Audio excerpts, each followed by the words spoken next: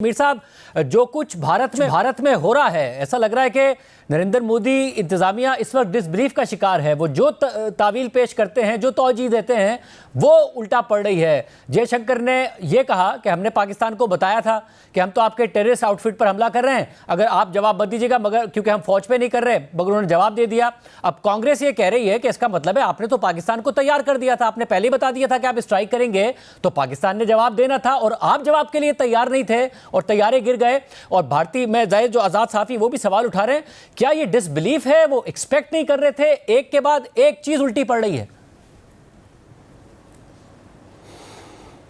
जी देखें शाहजेब साहब, जो इंडियन सोसाइटी और पॉलिटिक्स है उसमें इस वक्त एक बहुत बड़ा प्रॉब्लम है जो कि इंडिया के लिए बहुत ज़्यादा नुकसान का बायस है। और वो ये है कि वहाँ की सिर्फ हुकूमत नहीं बल्कि बहुत से जो आम लोग हैं ना, उनमें बीइंग एन इंडियन बहुत एरोगेंस है, बहुत तकब्बुर है। वो अपने अलावा किसी को समझते नहीं है कि जी पाकिस्तान भी कोई चीज़ है, बांग्लादेश, नेपाल, श्रीलंका, बर्मा ये भी कोई चीज़ हैं। वो समझते हैं जो भी हैं बस हम ही हैं। तो ये जो उनके साथ पहले 6 और 7 मई की दरमियानी शब और फिर 10 मई की रात को जो कुछ उनके साथ हुआ है, तो उससे उनका जो था ना वो गरूर, तकब्बुर, वो खाक में मिल गया। वो उसका जो एक बुत था वो टूट गया बहुत बुरी तरह। तो उनको अभी तक यकीन नहीं आ रहा कि पाकिस्तान जो है वो हमारे राफेल जहाज़ गिरा सकता है, पाकिस्तान हम पे मिज़ाइलों की बारिश कर सकता है। तो वो अब स्केप गोट्स ढूंढ रहे हैं। पहली स्केप गोट थी उनकी विक्रम मिस्री, उनके सेक्रेटरी फॉरेन अफेयर्स। दूसरी स्केप गोट थी उनकी कर्नल सोफिया कुरैशी, उनके साथ उन्होंने बहुत ज़्यादती की। और अब उन्होंने जो जयशंकर साहब हैं उनको पकड़ लिया है। अब ये जो चीज़ है सारी, ये जयशंकर साहब ने तो अभी ऑन द रिकॉर्ड कही है, लेकिन बहुत से जो इंडियन सहाफ़ी हैं वो ये बात पहले कह चुके थे कि हमने तो पाकिस्तान को पहले बता दिया था कि हम तो जो एलिजिडली जो टेररिस्ट बेसिस है वहाँ पे अटैक करेंगे और हम मिलिट्री बेसिस पे अटैक नहीं करेंगे, इसलिए आपको बीच में आने की ज़रूरत नहीं है। तो उस पर जो प्रवीण साहनी साहब हैं, उनके एक डिफेंस एक्सपर्ट हैं, उन्होंने कहा भी आप अपने आप को बेवकूफ़ बना सकते हैं, हमें तो बेवकूफ़ नहीं बना सकते। तो मेरा ख्याल है ये जो सारी ये जो इंडियन हुकूमत का और इंडियन फ़ौज का जो नैरेटिव था, उसको पाकिस्तान के अलावा इंडिया के अंदर से भी जो है बहुत ज़्यादा चैलेंज किया जा रहा है। और ये जो अब उन्होंने जयशंकर साहब का जो बयान है उसको उन्हीं के ख़िलाफ़ इस्तेमाल किया है। तो आप खुद देख रहे होंगे कि ये जो ट्वीट भी है, ये जो इंडियन नेशनल कांग्रेस है, ये कांग्रेस के लोग जो हैं वो इल्ज़ाम लगा रहे हैं कि जयशंकर साहब जो है उनकी ये ट्वीट जो है इसको संभाल के रख लें, इसका स्क्रीनशॉट महफूज कर लें, कल कोई अपना बयान बदल भी सकते हैं। इन्होंने पाकिस्तान को मुखबरी की। तो अब ये मेरा ख्याल है इस पर पॉलिटिक्स भी हो रही है, लेकिन शाहजेब साहब ये को अच्छा साइन नहीं है, इसलिए कि हमें जो इन्फॉर्मेशन मिल रही है और इंडिया के अंदर से भी जो लोग हमें बता रहे हैं कि मोदी साहब बड़े सख्त प्रेशर में हैं और अब एक के बाद एक विक्रम मिस्री, कर्नल सोफिया कुरैशी और अब जो जयशंकर साहब हैं वो टारगेट बन रहे हैं। तो इससे हुकूमत पे बहुत ज़्यादा दबाव आ सकता है और जो हुकूमत पे जो दबाव आएगा तो उसके नतीजे में दबाव से निकलने के लिए मोदी साहब फिर कोई एडवेंचर कर सकते हैं। तो इसलिए इसमें कोई शक नहीं है कि उनका जो बयानिया है वो फ्लॉप हो गया बहुत बुरी तरह, उनका गरूर खाक में मिल गया है। लेकिन इस गरूर का खाक में मिलना जो है वो एक इतनी बड़ी ट्रेजेडी है कि मोदी साहब जो है वो अपनी ट्रेजेडी को साउथ एशिया की ग्रेट ट्रेजेडी में तब्दील करने की कोशिश कर सकते हैं, इसलिए हमें होशियार रहना चाहिए। और हामिद साहब, एक ऐसे वक्त में जब डीजीएमओस का राब्ता होता है तो कल भारतीय जो फौज है उनकी तरफ से मस्बत जवाब आया कि अब अलर्टनेस को कम करना है, बात आगे बढ़ानी है। फिर पाकिस्तान ने भी कहा कि जी अब ये सीज़फायर रहेगा, बात मुज़ाकरात तक जाएगी। मुज़ाकरात की बात मोदी भी कर रहे हैं, जयशंकर साहब भी कर रहे हैं, दोनों ही कर रहे हैं कि मुज़ाकरात होंगे, मगर ज़ाहिर है वो अपनी कंडीशंस अपनी डोमेस्टिक ऑडियंस के मुताबिक लगा रहे हैं। आपको लगता है कि इस सिनेरियो में भी खतरा मौजूद है कि इतना भरपूर जवाब आने के बाद अपना पॉलिटिकल कैपिटल वो मजीद दांव पर लगाएंगे कि पाकिस्तान पे फिर कुछ कार्रवाई करें और पाकिस्तान जवाब दे, तो पूरा ही रिस्क है उनके पॉलिटिकल करियर का?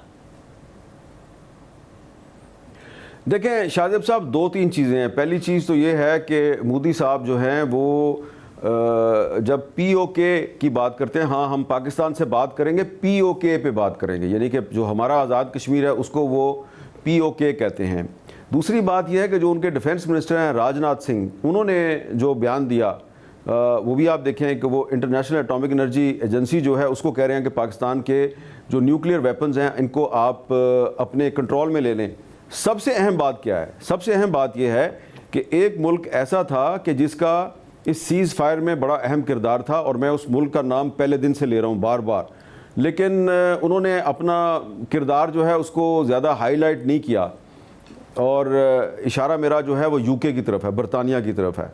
अब जो यूके के फॉरेन सेक्रेटरी हैं वो पाकिस्तान के दौरे पे आ गए हैं, और मुझे ये बताया गया है कि हो सकता है कि वो इंडिया भी जाएं और उनका इंडियन लीडरशिप के साथ भी राब्ता है।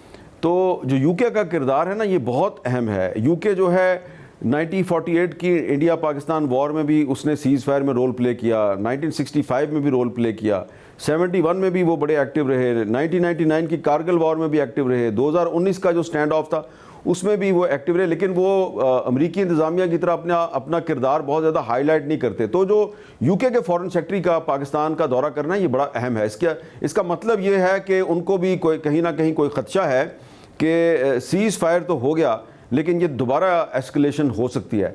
तो इसलिए जो आज यौम तशक्कुर की तकरीब थी जिसमें प्राइम मिनिस्टर भी थे, सर्विसेज चीफ भी थे, और भी बहुत से अहम लोग थे, तो वहाँ पर भी ज़्यादातर लोग यही बात कर रहे थे जिनकी इंडिया के हालात पे बड़ी गहरी नज़र है कि हमें इंडिया से ख़बरदार रहने की ज़रूरत है। और एक डिप्लोमेट थे वहाँ पे, वो भी हमें यही कह रहे थे कि यूके का फॉरेन सेक्रेटरी अगर पाकिस्तान आ रहा है और फिर इंडिया भी जा रहा है तो इसका मतलब है कि इंटरनेशनल कम्युनिटी जो है उसको अभी तक ये खदशा है कि इंडिया कोई मिस एडवेंचर कर सकता है। वैसे और आपके ज़राए क्या बताते हैं, पाकिस्तान इस हवाले से अभी बिल्कुल होशियार है कि ऐसा नहीं है कि सीज़ फायर हो गया, बात ख़त्म हो गई, ट्रंप बीच में पड़ गए, अभी भी कुछ हो सकता है? जी देखें, जो मेरे जो ज़राए हैं वो तो हुकूमती ज़राए हैं, सियासी ज़राए हैं, और इसके अलावा जो कुछ गैर सियासी लोग हैं उनसे भी आज यौम तशक्कुर की तकरीब में बातचीत हुई। तो मुझे तो ऐसा लग रहा है कि हम एक तरह से अपना यौम फ़तह भी मना रहे हैं, यौम तशक्कुर भी मना रहे हैं, लेकिन साथ ही साथ हमारी हुकूमत और हमारी तीनों जो अफवाज हैं वो भी सारे के सारे जो हैं बहुत अलर्ट हैं, बल्कि हाई अलर्ट पे हैं। और मुझे ये लगता है कि अभी तक तो इंडिया को सिर्फ रिस्पॉन्ड बैक किया गया है। 6-7 मई को भी सिर्फ उनको रोका गया, और 10 मई को उन्होंने पहले मिसाइल अटैक किया, फिर हमने जवाबी कार्रवाई की और बड़ी लिमिटेड हमारी कार्रवाई थी। गो कि हमने इंडिया की निस्बत उनका नुकसान ज़्यादा किया, उनके ज़्यादा टारगेट्स हिट किए। लेकिन अगर इस दफ़ा इंडिया ने कोई गलती की तो शाहजेब साहब, अल्लाह करे कि ऐसा ना हो, हम नहीं चाहते कि इंडिया जो है वो ऐसी गलती दोबारा करे।